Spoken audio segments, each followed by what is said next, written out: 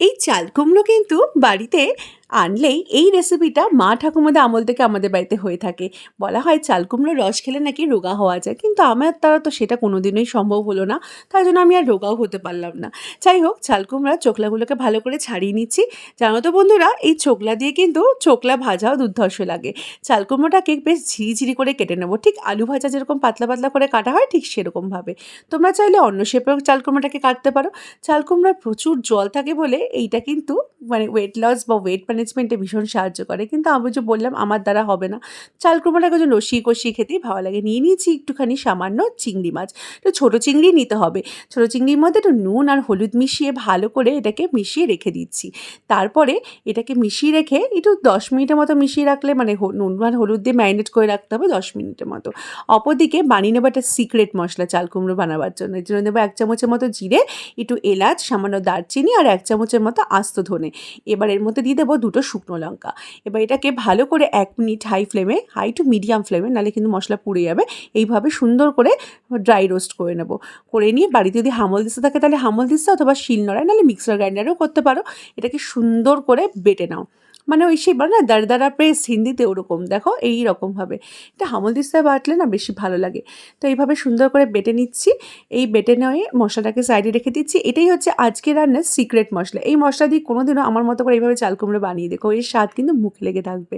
এবার কড়াইতে একটু সর্ষের তেল দিয়ে তেলটাকে গরম করে যেই ম্যারিনেট করে রাখা চিংড়ি মাছটাকে ভেজে নেব। চিংড়ি মাছটাকে কিন্তু বেশ কড়া করে ভাজবো, যেন ভাজাতেই চিংড়ি মাছটা মানে পুরোপুরি খাওয়া যায়, ঠিক ওরকমই যেন কড়া করে লালচে করে ভেজে নেব। চিংড়ি মাছটা ভালো করে ভেজে নিয়ে তুলে নেব।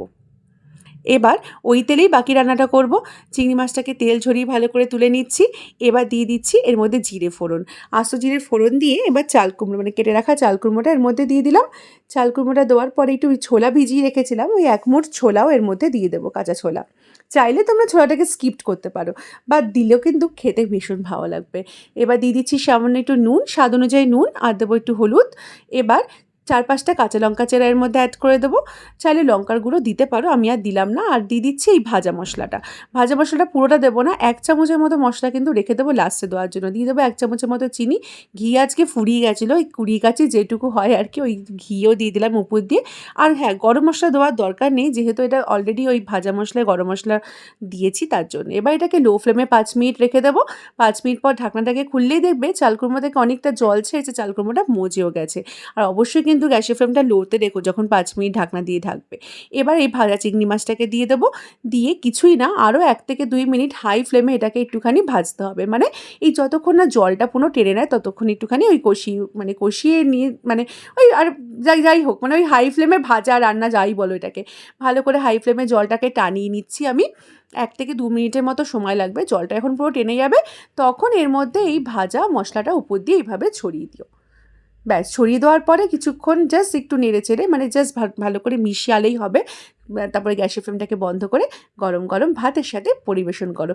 এই রেসিপিটা এতটাই টেস্টি হয়, এরকম একটা রেসিপি থাকলে কিন্তু এইটা দিয়ে সহজেই ভাত খেয়ে নিতে পারবে, 1 থালা ভাত, অন্য কিছু আর লাগবেই না। তো বন্ধুরা, এটা আমি তোমাদের গ্যারান্টি দিচ্ছি, এর স্বাদ কিন্তু মুখে লেগে থাকবে যদি এইভাবে রান্না করে দেখো। তো চাল কুমড়া তোমরা এইভাবে একটিবার হলেও ট্রাই করো, আর করলে কমেন্টে জানিও তোমাদের আমার এই রেসিপিটা কীরকম লাগলো। আর যদি ভালো লেগে থাকে তাহলে বন্ধুবান্ধবের সাথে শেয়ার করে দেওয়ার অনুরোধ রইলো। আর আমার চ্যানেল যদি নতুন হয়ে থাকো তাই চ্যানেলটিকে ফলো করে দেওয়ার রিকোয়েস্ট রইলো। তো বন্ধুরা, আজকের মতো এই পর্যন্তই। আবার চলে আসবো কোনো নতুন রেসিপির সাথে। সবাই ভালো থেকো, সুস্থ থেকো। Thank you for watching this video. আবার দেখা হবে পরের রেসিপিতে। সবাই ভালো থেকো। Thank you.